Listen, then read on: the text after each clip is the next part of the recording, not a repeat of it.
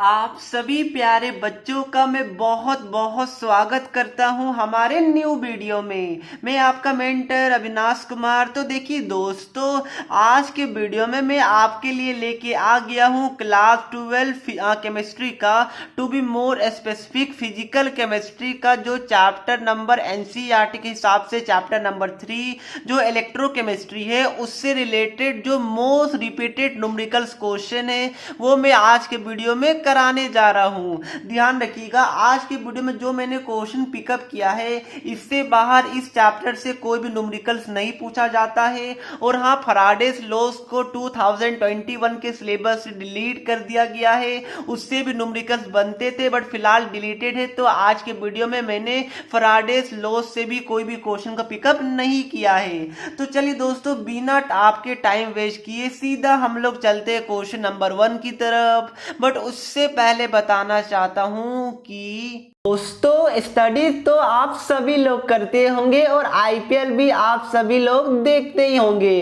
तो क्या होगा अगर स्टडी और आईपीएल के साथ साथ आपको कुछ गिफ्ट मिल जाए? तो क्या इससे अच्छा कुछ भी हो सकता है? बिल्कुल नहीं। तो अनअकैडमी आपके लिए प्रेजेंट करता है आस्क अ डाउट फीचर। इसमें क्या होगा कि सिंगल डे के अंदर अप्रैल मंथ में जो भी बच्चे सबसे ज्यादा डाउट्स पूछेंगे उनको अनअकैडमी आईपीएल मर्चेंडाइज बिल्कुल फ्री ऑफ कॉस्ट गिफ्ट करेगा।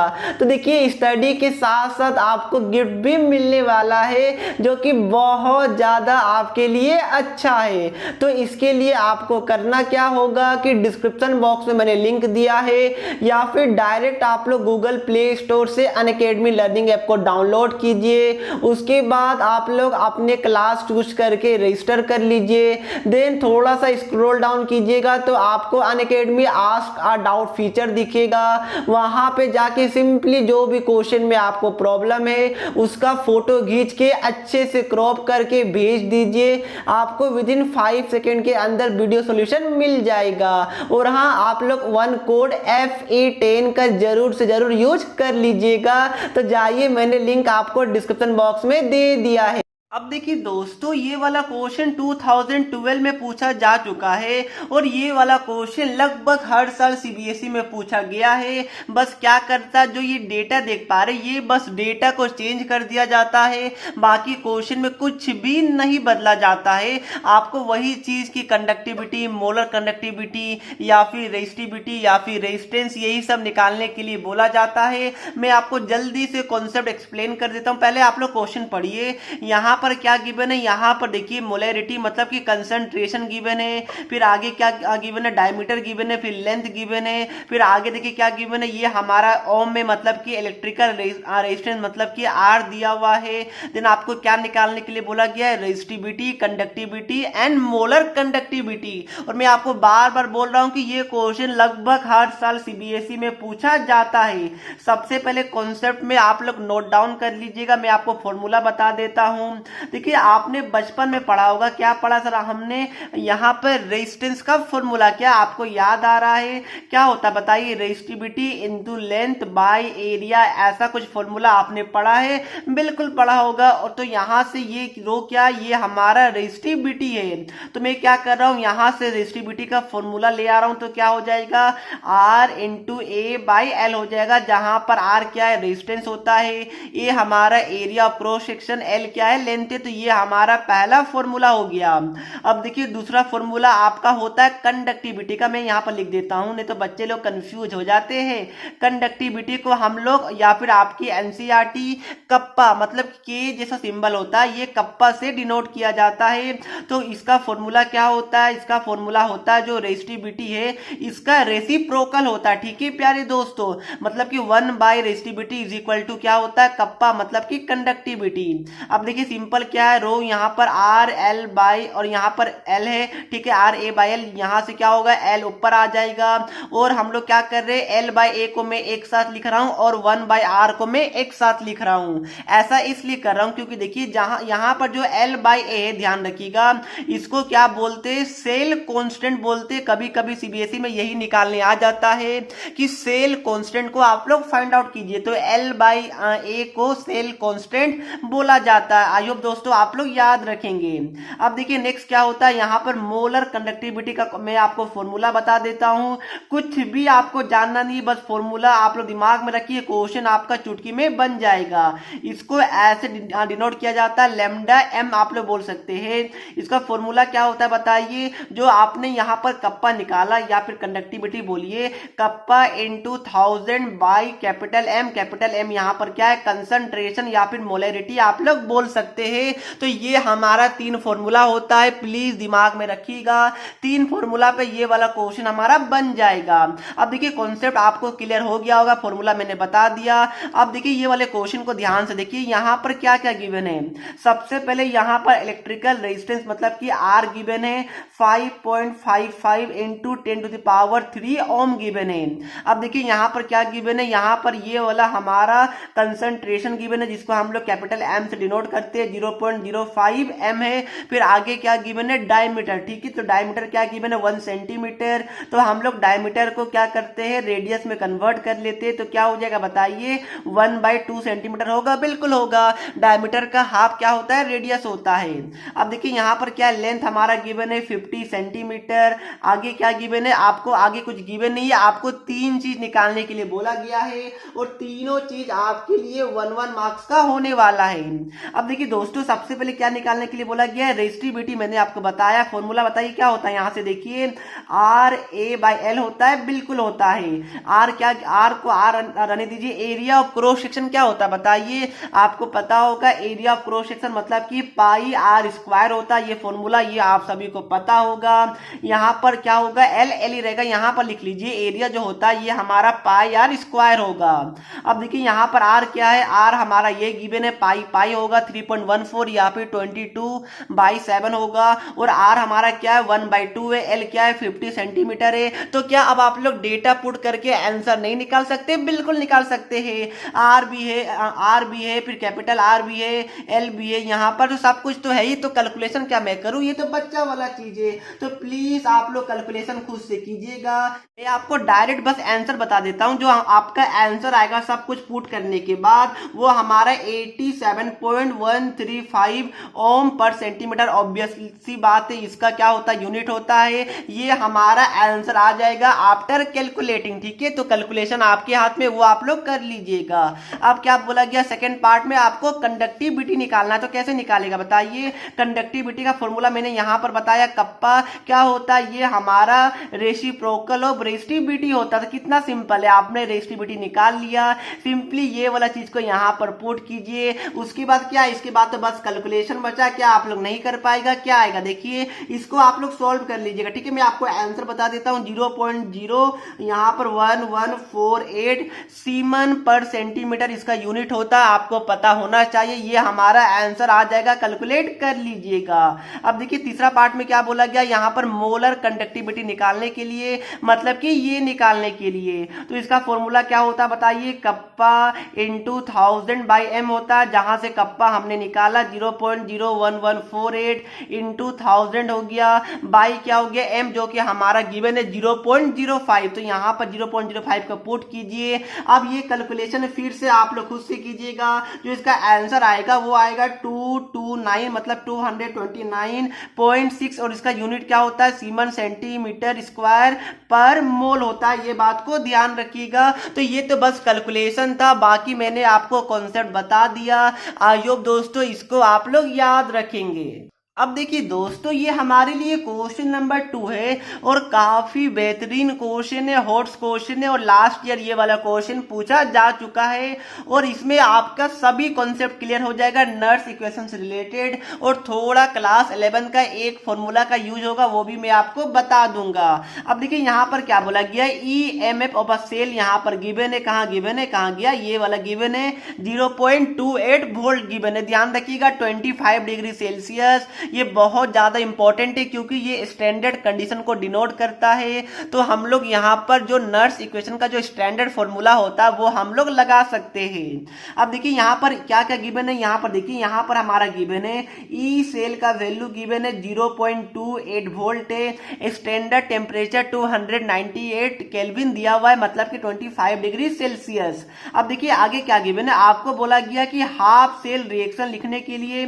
तो सबसे पहले हम लोग फुल सेल रिएक्शन तो लिख लेते हैं, मतलब कि ओवरऑल सेल रिएक्शन जो कि यहाँ पर दिया हुआ है। ठीक है प्यारे दोस्तों, क्या गिवन है यहाँ से बस मैं कॉपी पेस्ट कर रहा हूँ, कुछ भी स्पेशल नहीं है। यहाँ पर जो गिवन था वो मैंने कॉपी पेस्ट कर लिया, बाकी ये सब जो कंसंट्रेशन गिवन है उसको मैं अभी इग्नोर कर रहा हूँ। अब देखिए सबसे पहले क्या बोला गया कि आपको हाफ सेल रिएक्शन लिखने के लिए, मतलब क्या हो गया कि एनोड में क्या होगा और हमारा कैथोड में क्या होगा वो आपको लिखने के लिए बोला गया है। तो एनोड में क्या होता है बताइए, ऑक्सीडेशन होता है। मतलब देखिए यहाँ पर जो Zn है ये हमारा Zn2 पॉजिटिव में कन्वर्ट हो रहा है, मतलब क्या हो गया, मतलब कि ये यहाँ पर एनोड में क्या होगा, ऑक्सीडेशन और 2 इलेक्ट्रॉन को रिलीज करेगा, तभी तो ये हमारा बैलेंस होगा। अब देखिए ये हमारा क्या होगा, एनोड में होगा। कैथोड में क्या होगा, देखिए यहाँ पर +1 से लेकर चार्ज है वो हमारा 0 में जा रहा है, मतलब क्या हो रहा है बताइए, मतलब कि ये आपका रिडक्शन हो रहा है। तो रिडक्शन कैथोड में आता है तो क्या हो जाएगा, H पॉजिटिव प्लस इलेक्ट्रॉन, ये हमें क्या दे रहा है, H2 दे रहा है। इसको बैलेंस कीजिए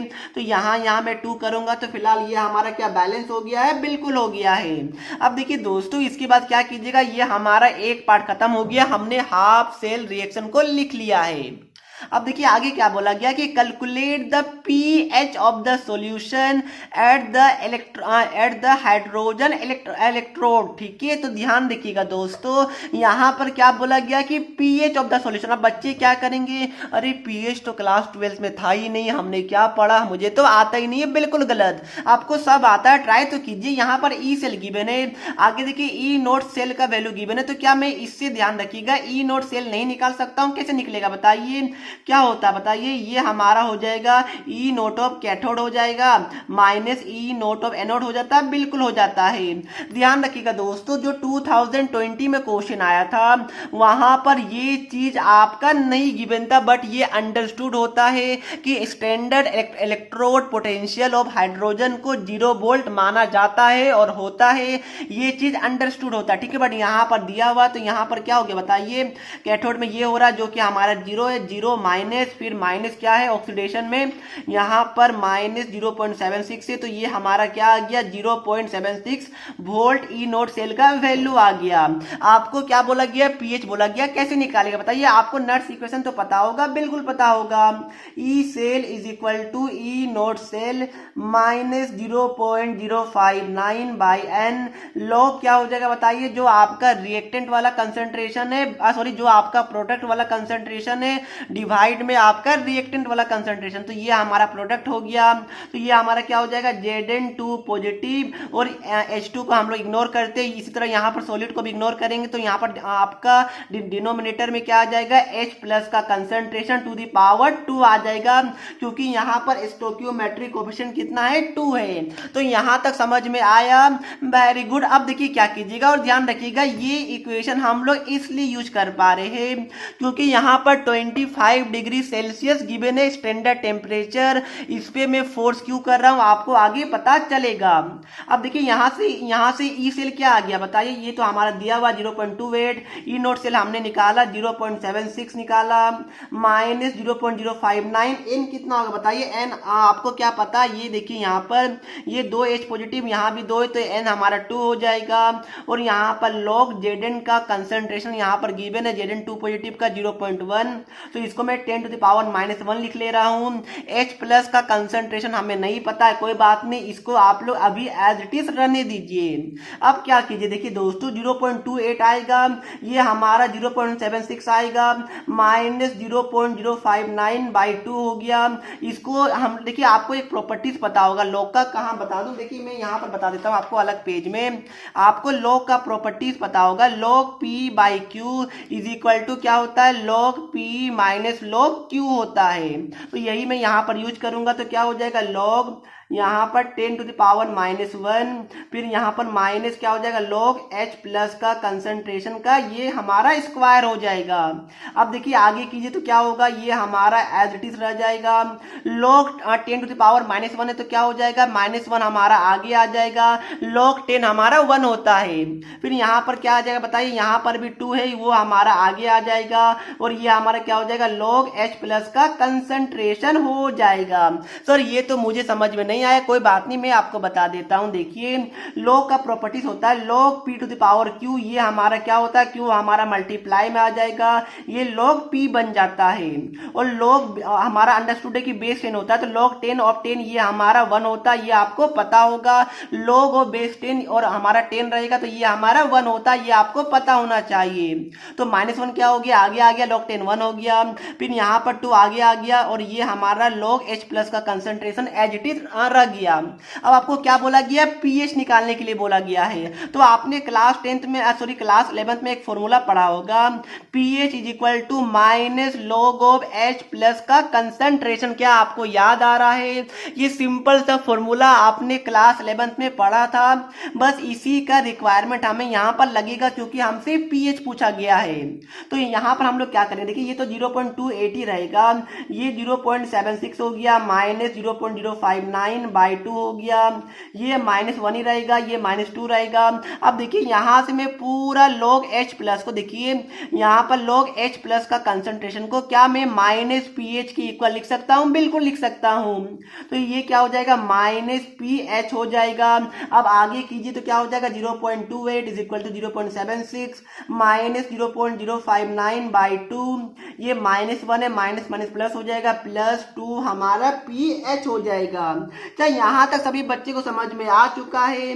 कोई बच्चे को थोड़ा सा भी डाउट है? कुछ नहीं किया, ये तो बस कैलकुलेशन है। ये फॉर्मूला ध्यान रखिए, कुछ हार्ड था बिल्कुल नहीं था, हमने यहाँ पर पुट किया। अब ये तो सिंपल सा कैलकुलेशन बच गया, इसको सॉल्व कीजिए, जो हमारा pH आएगा वो हमारा 8.62 आ जाएगा। कैलकुलेशन है, आपके हाथ में छोड़ रहा हूं, मेरा काम है कॉन्सेप्ट समझाना, कैलकुलेशन है आपको करना, ठीक है। तो देखिए 8.62 मतलब क्या हो गया, ये हमारा अगर 7 से कम रहता है pH तो ये हमारा क्या होता है, एसिडिक होता है। 7 रहता है pH तो न्यूट्रल होता है। 7 से ज्यादा होता है pH, ये ज्यादा होता है pH तो ये हमारा क्या होता है, बेसिक होता है। तो ये हमारा क्या है, बेसिक है, स्ट्रॉन्ग बेस नहीं है, बट हाँ बेस है क्योंकि 7 से ज्यादा है। तो ये तो फिलहाल हमें पूछा नहीं गया था, हमारा आंसर क्या हो जाएगा 8.62, और हमसे क्या पूछा गया था, pH ही पूछा गया था। तो देखिए क्वेश्चन वालों ने कितना अच्छा क्वेश्चन को फ्रेम किया है, नर्स इक्वेशन का यूज करते हुए pH को फाइंड आउट करवाया। तो ये हॉट क्वेश्चन था, बहुत अच्छा क्वेश्चन था, और आई होप दोस्तों ये क्वेश्चन के बाद आपको बहुत सारा कॉन्सेप्ट क्लियर हो गया होगा। अब देखिए दोस्तों ये थर्ड क्वेश्चन हमारे लिए कोलरिज लॉ पे बेस्ड है, जो आपने पढ़ा होगा, आपके एनसीईआरटी में अच्छे से गिवन है। अब देखिए यहाँ पर क्या बोला गया है कि आपको डिग्री ऑफ डिसोसिएशन अल्फा निकालना है ऑफ एसिटिक एसिड, जिसका फॉर्मूला पता होगा। एसिटिक एसिड का फॉर्मूला क्या होता है बताइए, CH3COOH, ये हमारा वीक एसिड होता है। अब देखिए यहाँ पर क्या गिवन है, यहाँ पर मोलर कंडक्टिविटी गिवन है, और यहाँ पर क्या गिवन है, limiting molar conductivity of H positive और limiting molar conductivity of CH3COO negative दिया हुआ है। तो सबसे पहले क्या कीजिए दोस्तों, आपको क्या बोला गया, अल्फा निकालने के लिए। तो कॉन्सेप्ट में फॉर्मूला आप लोग नोट डाउन कीजिए। अल्फा क्या होता है, molar conductivity by limiting molar conductivity होता है, ये फॉर्मूला होता है, प्लीज ध्यान कीजिएगा और नोट कर लीजिएगा। अब देखिए यहाँ पर मोलर कंडक्टिविटी दिया हुआ क्वेश्चन वालों में, हमें क्या निकालना, लिमिटिंग मोलर कंडक्टिविटी। तो लिमिटिंग मोलर कंडक्टिविटी ऑफ क्या बताइए, क्या आम, बिल्कुल नहीं सर, आम का सीजन आ गया है, फिलहाल हमें आम के सीजन पे फोकस नहीं करना है, limiting molar conductivity of acetic acid पे फोकस करना है। तो ये जब हमारा क्या होगा बताइए, जब ये हमारा ब्रेक होगा तो ये क्या होगा, CH3COO नेगेटिव में टूटेगा, plus limiting molar conductivity of H positive में टूटेगा, तभी तो दोनों को ऐड करके हमारा ये आएगा, बिल्कुल सही। तो देखिए ये वाला चीज हमारा क्वेश्चन वालों ने दे रखा है 40.9, और ये वाला क्वेश्चन वालों ने दे रखा लिखा है 349.6 दिया हुआ है। तो इसको सॉल्व कीजिएगा, कितना आ जाएगा बताइए। ये हमारा आ जाएगा 399. ये हमारा 389.6 और ये हमारा 9 ऐड कीजिएगा तो 390.5 आ जाएगा। देख लीजिए यही ना होगा, देख लीजिए, हाँ जी जी जी हाँ बिल्कुल यही होगा। एक बार आप लोग चेक कर लीजिएगा, सीमन सेंटीमीटर स्क्वायर पर मोल में आएगा।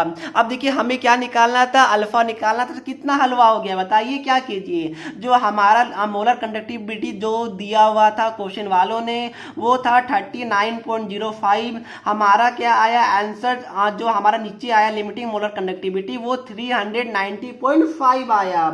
यहां से अल्फा का वैल्यू कितना आ जाएगा, 0.1 आ जाएगा, वही हमारा आंसर हो जाएगा। देखिए कुछ कुछ बच्चे कंफ्यूज हो जाते हैं कि सर हम लोग कंफ्यूज हो जाते हैं कि ऊपर कौन आएगा नीचे कौन आएगा। तो दिमाग लगाइए ना, अगर आप लोग इसका उल्टा कर देते तो क्या होता, अल्फा 1 से बड़ा हो जाता, जो कि गलत है। अल्फा हमेशा क्या होता है 0 और 1 के बीच में ही होगा। तो अगर हमारा 1 से बड़ा हो जाएगा अल्फा तो ऑब्वियस सी बात है वो हमारा क्या हो जाएगा, गलत हो जाएगा। तो इसलिए ये सब छोटा छोटा बात रहता है, आप लोग प्लीज ध्यान रखिएगा। कभी कंफ्यूज होइएगा तो देख लीजिएगा 1 से बड़ा, तो 1 से बड़ा आ रहा तो गलत है, छोटा आ रहा है तो ठीक है। आई होप दोस्तों इसको आप लोग याद रखिएगा।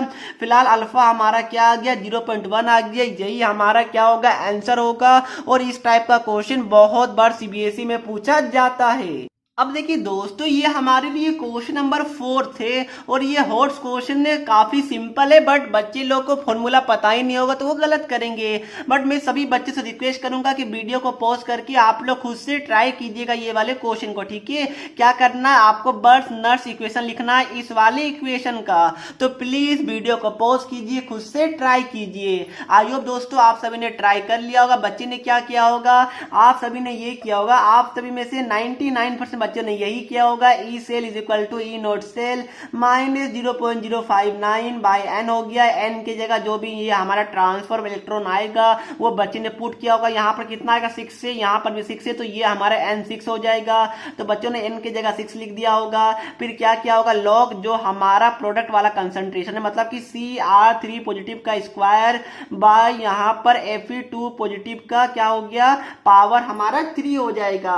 तो मैक्सिमम बच्चों ने आई होप दोस्तों यही किया होगा, बट ये चीज गलत है। गलत क्यों है, क्योंकि यहाँ पर क्या 25 डिग्री सेल्सियस या फिर 298 केल्विन मेंशन है, क्वेश्चन में नहीं है। तो ये वाला फॉर्मूला आप लोग कैसे लगा सकते हैं, ये स्टैंडर्ड नर्स इक्वेशन होता है। बट हाँ आपके सीबीएसई के जो क्वेश्चन की मैं बात करूं तो आपका यहाँ पर 20 में से 19 क्वेश्चन यही वाला फॉर्मूला पे पूछा जाता है। आई एग्री, बट कभी कभी अगर सीबीएसई थोड़ा सा हॉट्स क्वेश्चन पूछ दे, अगर आप अनलकी रहे या फिर इवन लकी रहे, ठीक है, इसको लकी बोला जाएगा कि अगर आपको ये वाला फॉर्मूला जो मैं अभी बताऊंगा वो आपको पता है तो आप लोग खुश होइएगा। चलो ये वाला क्वेश्चन तो मैंने कर लिया क्योंकि सर ने बताया था, बाकी सब बच्चे ये वाले क्वेश्चन को नहीं कर पाए होंगे। इसलिए देखिए फॉर्मूला क्या होता है, अगर हमारा स्टैंडर्ड टेम्परेचर नहीं दिया हुआ होगा तो उस केस में जो हमारा ई सेल का वैल्यू होता है वो हमारा ई नोट सेल